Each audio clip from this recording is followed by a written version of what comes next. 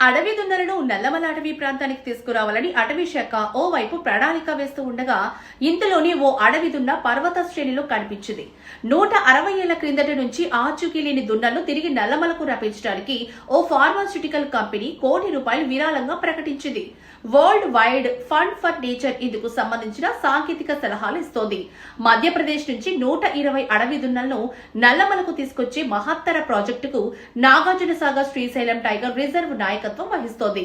మొత్తం 120 అడవి దున్నలను బ్యాచ్లుగా రప్పించాలని నిర్ణయించారు. వీటికి నల్లమల వాతావరణం అలవాటు కావడానికి ప్రత్యేక ఎన్క్లోజెస్ కూడా ఏర్పాటు చేయనున్నారు. ఈ తరుణంలో మానవ ప్రయత్నం లేకుండానే అడవి దున్న కృష్ణానది దాటొచ్చి అతిథిగా తిరుగుతోంది.